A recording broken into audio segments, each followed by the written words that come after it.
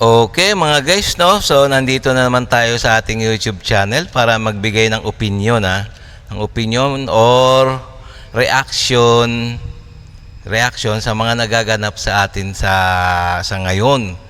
So mahalaga na malaman natin ang mga nangyayari sa loob at labas ng ating bansa, no? Lalong-lalo na sa tungkol sa ating bansa. So ito, kung gusto nyo ng mga ganitong mga reaction video, please subscribe, like, and share ang ating YouTube channel. And also, paki-subscribe na rin sa iyong araw. Sa kanyang video ang gagawa nating reaction, no? So, ito tungkol sa sa gera na naman. Tungkol sa ating magaganap sa sangkatauhan, sa sangkatauhan. Dahil nga itong bibigyan natin reaction, ang pamagat ay buong Pilipinas magdasal at maghanda. Putin nagbabala ng pagkawasak ng sibilisasyon. Nakakatakot naman to si Putin. So ito titignan natin, bibigyan natin reaction to. Manood tayo kasi parang nakakatakot to eh. So okay, umpisa na natin.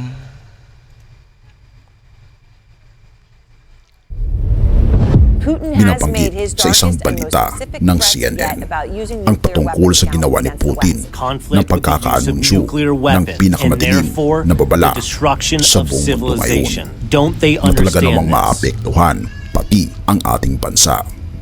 Binanggit kasi ni Putin ang isang pinakamadilim at pinaka-specific na banta tungkol sa paggamit ng nuclear weapons laban sa kanluran. At dapat nilang maunawaan na meron din tayong mga armas at alam nila ito, ika pa niya. Tulad ng sinabi ko, meron din tayong mga armas na kayang tamaan ang mga target sa kanilang teritoryo. Lahat ng ito ay totoong nagpupunsod ng konflik sa paggamit ng nuclear weapons at sa gayon ay pagkawasak ng sibilisasyon, ika pa ni Putin. Binabanggit pa ng artikel, hindi ito maunawaan ng karamihan. Ngayon sa Outfront, si retired Lieutenant General Ben Hodges ang dating Commanding General ng United States Army Europe at tinanong ang general kung gaano kaseryoso ang bagay na ito sa salita na galing kay Putin. Sinabi pa niya, siyempre kailangan mong seryosohin dahil hindi siya nag-aalala kung gaano karaming inosenteng tao ang maaring mamatay. At kung ating titignan si Putin, wala siyang pakialam kung ilan ang mamamatay. Basta maprotektahan niya ang kapangyarihan ng Russia. Wala rin sa bokabularyo ni Putin ang maawa sa mga taong inosente. Ayan ganyan So ganyan pala ang mangyayari sa hinaharap na itong presidente ng Russia na si Putin walang haya. Ayun ang tawag doon, na talagang wala siyang takot na gamitin ang kanyang nuclear laban sa kanyang kalaban, o ang kalaban niya kasi yung Western, yung NATO, North Atlantic Treaty Organization. Maraming kasapi yan na bansa. Kaya nga ang Russia na gumawa sila ng maraming mga sandata, malalakas na sandata para sa kanilang depensa. So kaya yung naging presidente na to si Putin, ayun mabagsik, talagang wala siyang awa. Wala siyang awang pumatay.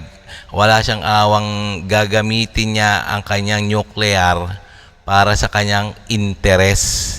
Tingnan mo naman binabaliwala niya yung buhay ng tao. Basta siya lang ay maging powerful sa buong bansa. Ganyan kalupit si Putin. Ayan, so talagang walang hiya nga. Walang hiya. Ayun na nga yun. Ganun na nga yun, di ba? Wala siyang takot mamatay at pumatay. Ganun siya. So ewan natin. Sige, diretso pa natin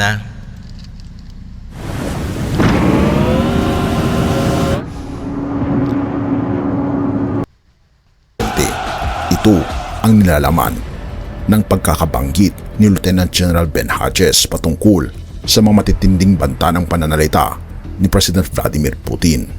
Dahil kung ating mapapansin, ang Russia ay halos matindi ang kanyang pagtitimpi sa paggamit ng nuclear weapon sa kanyang pagkikipagdigma sa kanluran, kabilang na dito ang bansa ng Ukraine. Dahil kahit anong mangyari, manalo man o matalo si Putin, sisiguraduhin niya na siya ang dominanting nasyon sa buong mundo. O yan ha, kahit matalo manalo man siya sa digmaan, gusto niya siya pa rin ang dominante. Ibig sabihin dominante, siya pa rin ang mamamayagpag sa buong mundo. Ganyan kalupit si Putin ng hindi niya sinalang-alang ang buhay ng mga tao, basta't siya lang parang ganun nga, makasarili na nga. So nakakatakot talaga si Putin, Sige, diretso natin. At sa paggamit ng nuclear weapon, dito na natin makikita kung sino talaga ang pinakamalakas sa lahat. Si Max Sedon, isang analyst sa Financial Times. Nakuha niya ang mga dokumentong intelihensya na nagpapakita ng threshold ng Russia para sa paggamit ng nuclear weapons at mas mababa ito kaysa anuman ang iniisip ng karamihan. Sa katunayan, ang pagsasagawa ng Navy ay naging isang paliwanag kung bakit dapat gamitin ang nuclear weapon sa ilalim ng anumang paraan. Ang pagtigil sa agresyon ang isang definisyon na siyempre maaring idipina kahit paano ng sinumang nais magbigay ng kahulugan. At dahil ang Russia ay halos na sa threshold na, ay gustong-gusto na nitong gamitin ang pinakamalakas na super weapon ng kanilang bansa. Ayan talagang gigil na si Putin na gamitin ng kanyang pinakamalakas na sandata na nuclear. So talagang nakakatakot talaga tong na to, itong mamang to.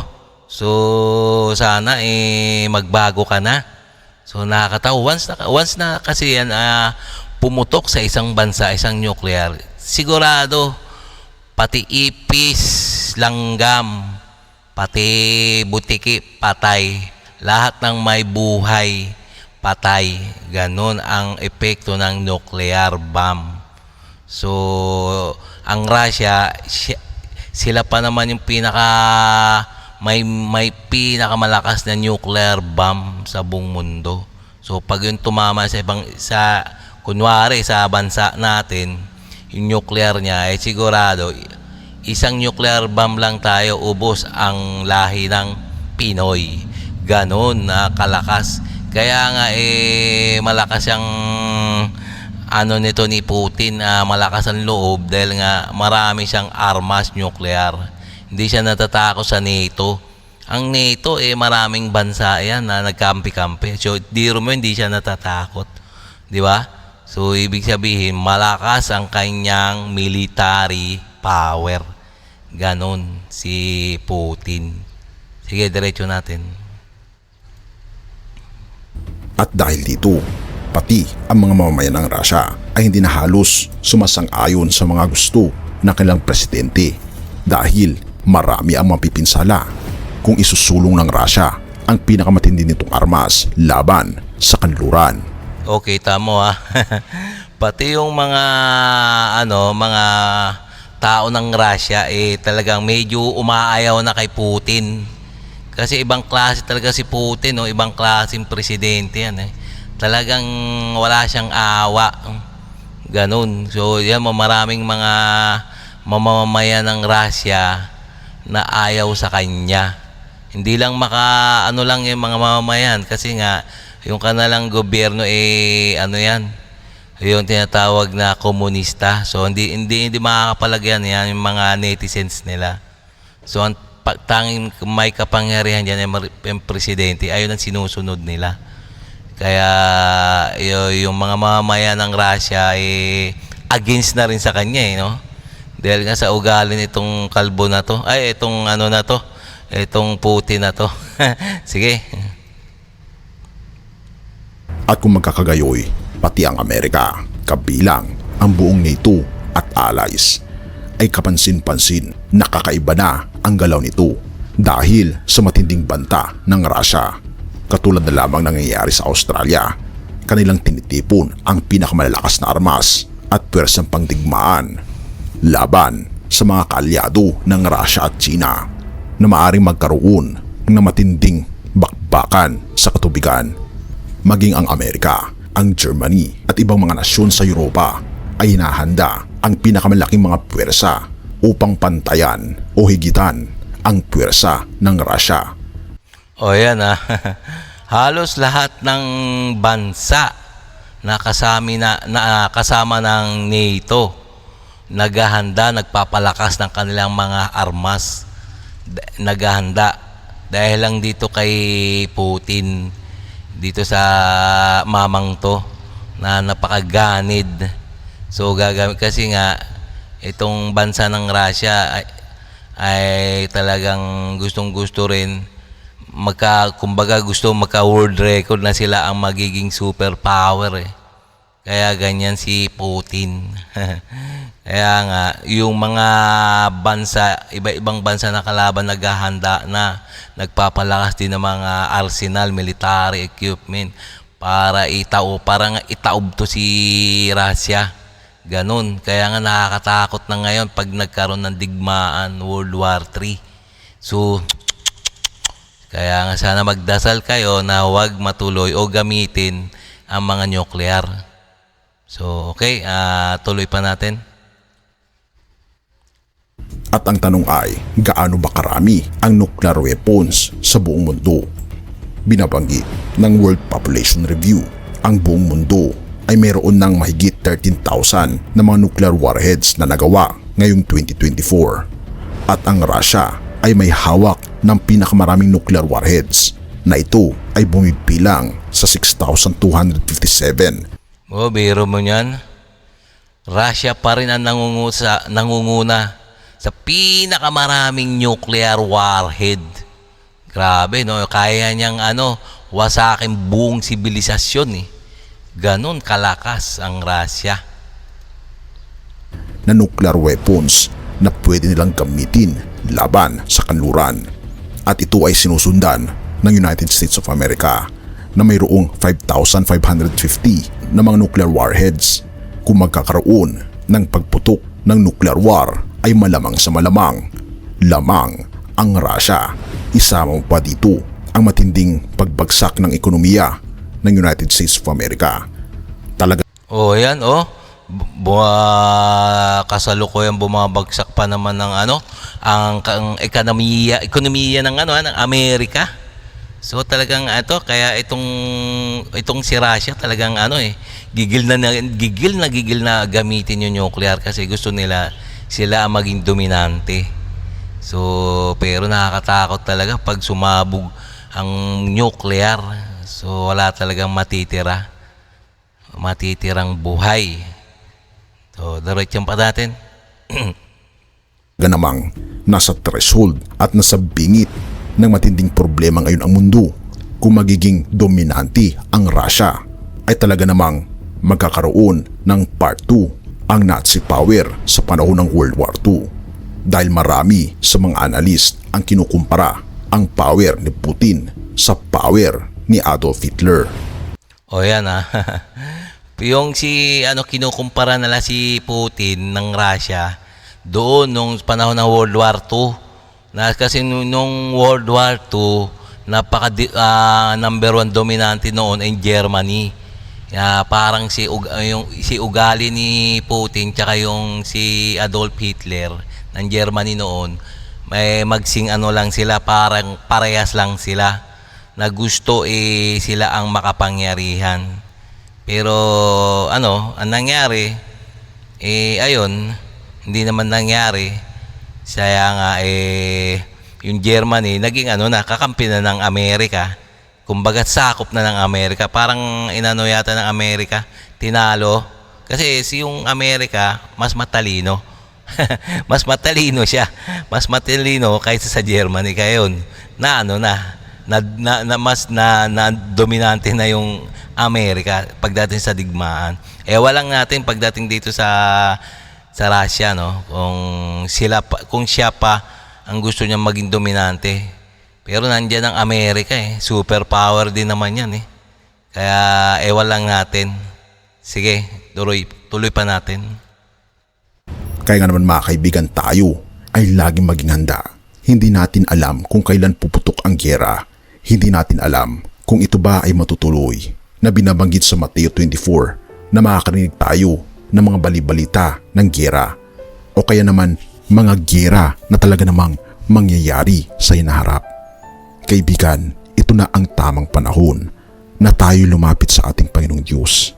Okay, no, mga guys, no? So, may hula dito na ang buong mundo ay magkakaroon ng digmaan.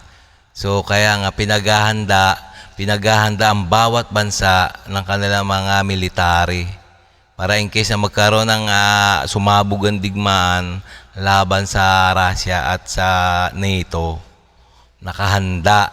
Pati siyempre ang Pilipinas, damay na rin yan. Siyempre, pati Pilipinas, siyempre, papaulanan ng mga missile yan. Lalo yung parang isang kasi nga nuclear, pampadali ng laban eh. Once na bagsakan isang bansa, titigil na. Siyempre, patay na lahat ng tao eh. Isang nuclear lang. So napakadaling digmaan. Kaya nga ayun ang pinagmamalaki ni Russia, ni Putin. Yung kanya mga nuclear bomb, na maraming nuclear bomb na kaya niya raw lusawin o mawasak ang sibilisasyon. Ganon ka si Putin, si Russia. So nakakatakot ang kanyang mga sinasabi. Sana wag mangyari. Kaya itong Amerika hindi papayag na makaputok man lamang nuclear yung Russia, no. Siyempre may gagawin din 'yan. Siyempre para hindi pumutok yung mga nuclear bomb ni Putin. So okay, no. So sana nga wag na mangyari mga ganyan. Kasi nakakatakot lang talaga eh. So, okay. So, hanggang dito na lang tayo, mga guys. So, kung nagustuhan nyo itong video na to, reaction video na to, please subscribe, like, and share para naman makagawa pa tayo mga maraming reaction video na katulad nito at sa mga ating tungkol sa ating bansa. Okay?